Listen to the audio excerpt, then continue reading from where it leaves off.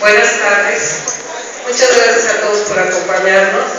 En nombre de la Feria Internacional del Libro de Guadalajara, me da mucho gusto saludarlos y agradecer justamente al maestro Carlos Prieto, amigo de la Peña, además de un extraordinario chelista, un talentoso escritor, investigador, diplomático y académico mexicano, el que esta tarde nos acompañe para presentar su libro sobre Dmitri Shostakovich.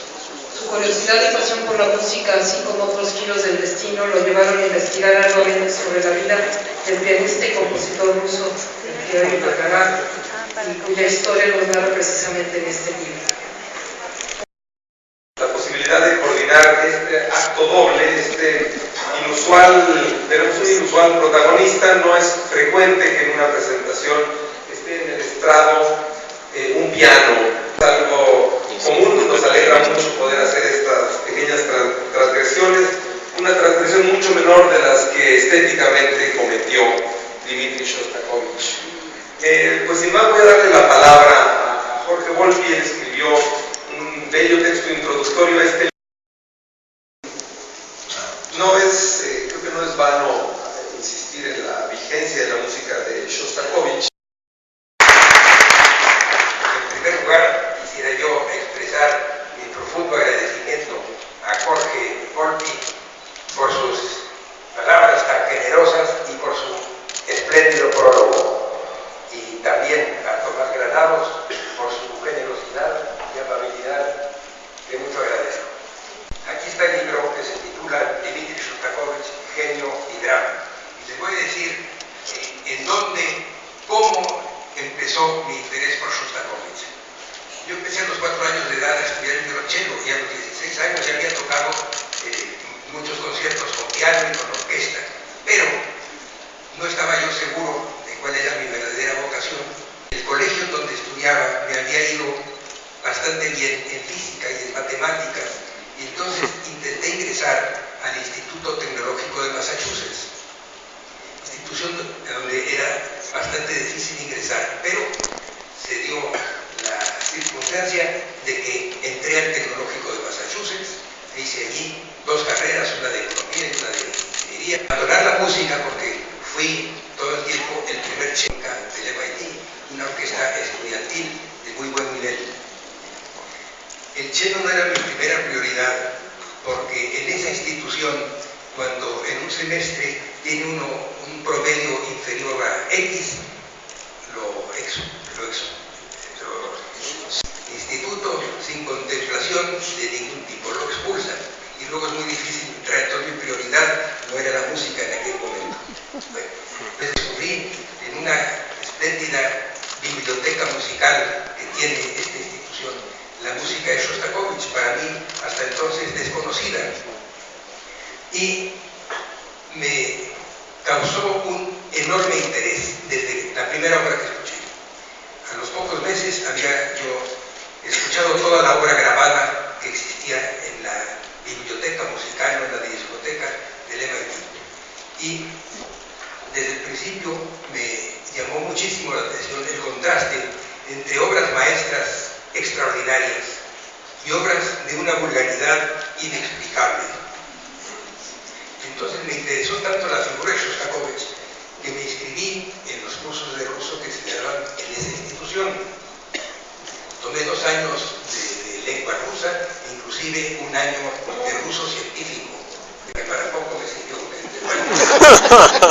Bueno, terminé mis estudios en el Tecnológico de Massachusetts, regresé a trabajar a México como ingeniero. Estuve algún tiempo trabajando como ingeniero antes de dedicarme totalmente a la música, y en 1959 llegó a México por primera vez una delegación soviética de muy alto nivel, encabezada por el número 2 del partido y del gobierno soviético, que era Anastas Mikoyan. En México tuve la oportunidad de conocer a Shostakovich en un concierto. Hablé con él un momentito, estaba rodeado de guardaespaldas rusos, y me llamó la atención enormemente que estaba lleno de tics de todo tipo, en los brazos, en los dedos, en la cara. pude conversar un rato con él.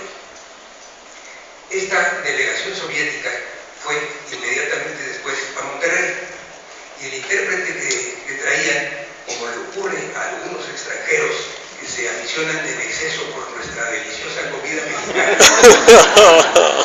algo le pasó, que se quedaron sin intérprete.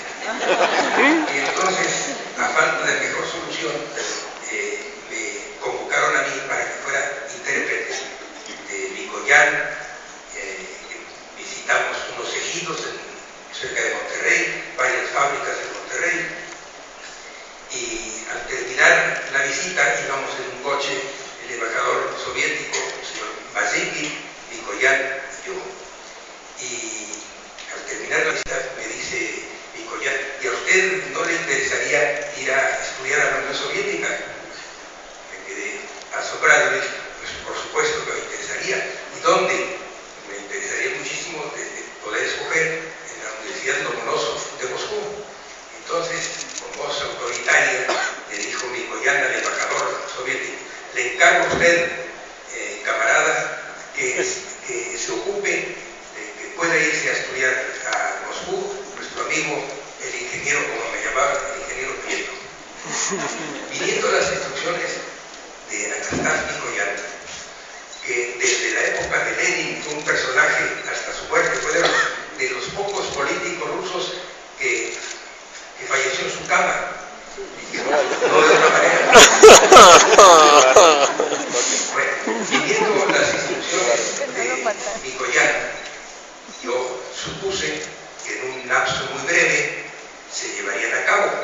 Conseguí los permisos del caso en la fábrica donde trabajaba y empecé a esperar. Empezaron a pasar unas semanas, me pareció normal, unos meses, me pareció un poco más anormal, un año, 2 años, me olvidé del asunto. Pero ese fue mi primer contacto con la burocracia soviética. Indudablemente le ganaba en ineficiencia a nuestra burocracia. A los 2 años de esto, recibí un telegrama del embajador Basicki pidiéndome que me presentara urgentemente en México. Me presenté no con urgencia, pero me presenté. Me dijo: ya está todo arreglado, ya tiene usted una beca, ya está aceptado en la Universidad de Moscú. Y total, me fui a la Unión Soviética, donde pasé un semestre de para mí enorme interés. Allí volví a ver a Shostakovich en varios conciertos. Me volvió a dar la impresión de un hombre atormentado, lleno de tics que demostraban cómo él, que había sido un joven muy alegre, se había convertido en un hombre maduro, lleno de problemas. Ya no nos cuento más de aquella época, les voy a hablar un poquito de Shostakovich. Dmitri Shostakovich nació en 1906, cuando era la cabeza de Rusia el zar Nicolás II. Tenía 11 años cuando llegó Lenin al poder, y luego le tocó, para los pocos años de Lenin, toda la larguísima y terrible etapa de Stalin, los años mejores de Nikita Khrushchev, los años de Brezhnev, y falleció en 1975, muchos años antes de que se extinguiera la Unión Soviética.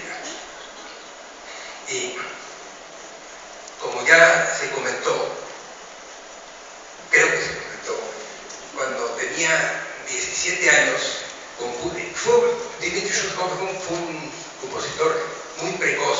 Sus primeras obras datan de cuando tenía 11 o 12 años, y ya son obras que cuando las escucha uno llaman la atención por su madurez. Pero cuando tenía 17 años, compuso su primera sinfonía, terminada cuando apenas estaba cumpliendo 18 años, y fue inmediatamente considerada una obra maestra, no solamente en su país natal, en Rusia, en la Unión Soviética, sino en el mundo. Fue inmediatamente tocada por Bruno Walter en Occidente, en Nueva York, fue tocada en Inglaterra, en Francia, y en todas partes fue considerada una obra de importancia mayúscula. Continuó Shostakovich una carrera de éxito, pero llegó la época de Stalin y allí ya, por ejemplo, los conservatorios atravesaron épocas nefastas de intolerancia musical y de discriminaciones de clase. Todo estudiante con antecedentes burgueses debía ser expulsado. La mayor parte del pasado quedaron incluidos en una lista negra. A título de ejemplo mencionaré algunos de los calificativos que se les aplicaron. Tchaikovsky, esta gloria de la música rusa, fue calificado como espíritu degenerado, parásito de la aristocracia rusa. Schumann, antisocial y ultraindividualista. Chopin, esteta de salón. Scriabin, oscurantista y místico. Bach, hombre de la iglesia. Rachmaninoff, bandido guardia blanca.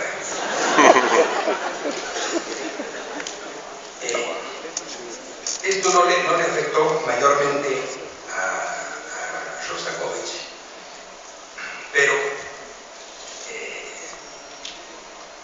se estrenó en 1934 una ópera a la que hizo referencia Jorge Volpi, titulada Lady Macbeth del distrito de Tversk, obra basada en una obra del escritor Nikolai Yezhov, y esta ópera tuvo un éxito inmediato y rotundo en la Unión Soviética. Fue calificada como producto nada más de lo que la Unión Soviética podía dar. Los críticos soviéticos se decidieron en elogios acerca de esa ópera, diciendo que jamás un compositor de Occidente hubiera podido componer una obra de este tipo. La ópera se representó en París, en Estados Unidos, en distintos otros países, con gran éxito. Y un año después de que se estuviera representando en Moscú y en Leningrado, se le ocurrió a Stalin ir a presenciar esa ópera de la cual todo el mundo decía tales elogios. Le pidieron a Shostakovich que estuviera presente porque seguramente lo llamaría Stalin para felicitarlo. Stalin estaba en un palco, digamos, de este lado, y Shostakovich estaba en un palco del otro lado. Y viene el primer intermedio, y nadie llama a Shostakovich. Viene el segundo intermedio, y nada. Y luego continúa la ópera y en muchas de las escenas más dramáticas, Shostakovich se percató con una preocupación cada vez mayor que la reacción de Stalin y de Mikoyan y de otros de los que estaban en el palco era de estarse burlando, se reían a carcajadas. Total, nadie llamó a Shostakovich y Stalin salió furioso del teatro exclamando: esto no es música sino caos. Bueno, se puede imaginar la impresión que esto le causó a Shostakovich en una época en donde ya existían los campos de concentración, el Gulag, etc. En donde ya el poder de Stalin era omnímodo. Les voy a dar dos ejemplos de cosas que ocurrían en aquella época. El escritor francés Maurice Gilles fue a la Unión Soviética y en 1936 realizó un largo viaje que incluyó Gori, el pueblo natal de Stalin en Georgia, y le pareció oportuno a Gilles enviarle un telegrama a Stalin diciendo, y escribe el propio Gilles, dice: hago parar el coche delante de correos y entrego el texto de un despacho. Dice más o menos lo siguiente: al pasar por Gori en el transcurso de nuestro maravilloso viaje, siento la necesidad de dirigirle a usted, pero he aquí, el traductor se detiene, no puedo hablar en esa forma, no basta con el usted cuando dicho usted es Stalin, no sería correcto, conviene nunca. Me proponen usted, jefe de los trabajadores, usted, padre de los pueblos, etcétera, etcétera. Lo encuentro absurdo. Nada que hacer. Mi despacho será admitido solo si acepto el añadido. El escritor Alexei Tolstoy, que no hay que confundir con el gran León Tolstoy, llegó al colmo de escribir lo siguiente: quisiera gritar, bramar, aullar, rugir en éxtasis al pensar que estamos viviendo en los días del glorioso, del único, del incomparable Stalin. Nuestro aliento, nuestra sangre, nuestra vida, helos aquí, tómalos, oh gran Stalin. Bueno, entonces pueden ustedes comprender la reacción de Shostakovich cuando escuchó que Stalin había salido furioso de la ópera. Y 2 días después, el 28 de enero de 1935, tocaba Shostakovich, que era un gran pianista, con un chelista, Víctor Kubasky, la sonata que dentro de un ratito vamos a tocar. La tocaba en un lugar llamado Arkhangelsk, no lejano a Moscú. Y antes de tocar fue a la estación del tren y compró el periódico Pravda, el órgano oficial del Partido Comunista y el principal periódico de la Unión Soviética. Y allí leyó un editorial que le congeló la sangre en las venas, porque ese editorial criticaba de manera terrible la ópera Lady Macbeth y terminaba diciendo: si Shostakovich persiste en este camino, va a terminar muy mal. No tenía que ser un genio para entender lo que querían decir esas palabras. Por otra parte, fue prohibida una gran parte de su obra, tuvo que vivir componiendo obras de mediocridad que ya entonces ya me parecieron inexplicables. Y bueno, no me quiero alargar en exceso, pero solamente voy a mencionar que en esa época, y luego otra vez en 1948 hubo una reunión del Partido Comunista para analizar la problemática de la música, y analizaron el caso de la novena sinfonía de Shostakovich, compuesta al final de la guerra, y esta sinfonía de Haydn, y el partido esperaba que esa sinfonía compuesta al final de la guerra fuera una sinfonía como la novena sinfonía de Beethoven, con coros, y una sinfonía que glorificara el glorioso triunfo de la Unión Soviética en la guerra. Esto no ocurrió y volvió Shostakovich a ser objeto de críticas terribles. Se prohibieron, no solamente se prohibieron sus principales obras, sino que lo cesaron por incompetencia profesional del Conservatorio de Moscú y del Conservatorio de Leningrado como maestro. Tuvo que subsistir componiendo obras muy mediocres y compuso toda una serie de obras que guardó en el cajón y que hoy son consideradas muchas de sus obras maestras, varios cuartetos de cuerdas, su primer concierto para violín, un ciclo de canciones basadas en textos judíos, en una época en que Stalin se acercaba a la paranoia de criticar a la medicina soviética, considerarla autora de muchos complots en contra de los grandes líderes soviéticos, en fin. Estas obras se volvieron a tocaron, se estrenaron después, años después de la muerte de Stalin. Ya no me alargo más, solamente quiero contarles una breve historia ocurrida en 1985, ya en otra época. El líder de la Unión Soviética era Mikhail Gorbachev, y ese año tuve yo una larguísima gira de conciertos por la Rusia europea y por Siberia, la Rusia asiática. Y en esa gira iba yo a tocar frecuentemente el primer concierto de Shostakovich para cello y orquesta y la sonata de Shostakovich, que van ustedes a ver en un momentito. Y el vuelo era tan largo desde Moscú hasta Siberia que se detuvo en un punto intermedio para abastecerse de combustible. Nos bajaron a todos los pasajeros a un cuartucho donde no nos dieron ni un vasito de agua, y a los 20 minutos nos dijeron que ya podíamos abordar el avión, pero en ese momento llegó la policía y detuvo el abordaje del avión. Tengo que decirles que mi violonchelo viaja como pasajero, porque es la única manera de que un violonchelo viaje en un avión. Si los violines no tienen ningún problema, se ponen en los compartimentos superiores o debajo de los asientos. Un violonchelo, si se factura junto con el equipaje la probabilidad de que llegue roto a su destino es 100%. Entonces, tiene que viajar como un pasajero y tiene un boleto. Entonces, cuando la policía detuvo el abordaje del avión, yo me acerqué al jefe de la policía para intentar comprender lo que estaba ocurriendo. Y rápidamente me pareció entender. Entonces me dirigí a él y le dije, perdone que lo aborde, pero me parece que sé cuál es el problema que están afrontando.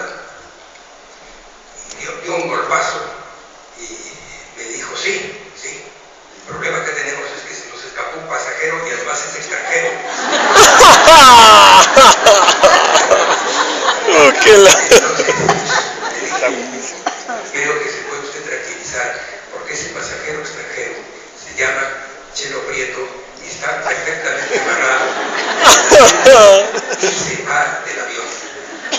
No me creyó y mandó una policía a verificar si el pasajero Chelo Prieto se había escapado del carro.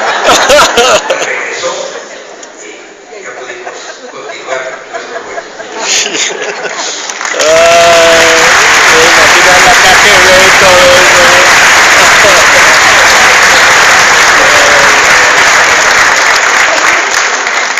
Dicho esto, vamos a proceder.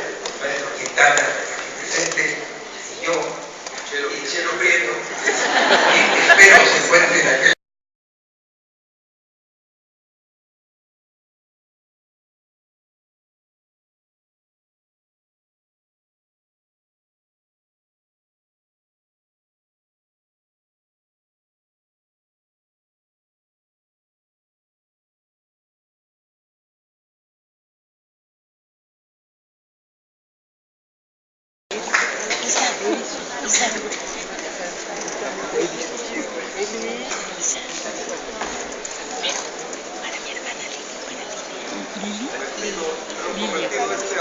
Lilia.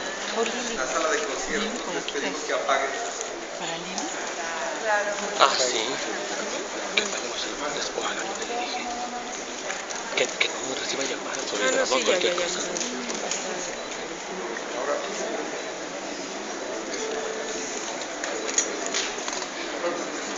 Sí se puede, ¿sí, no?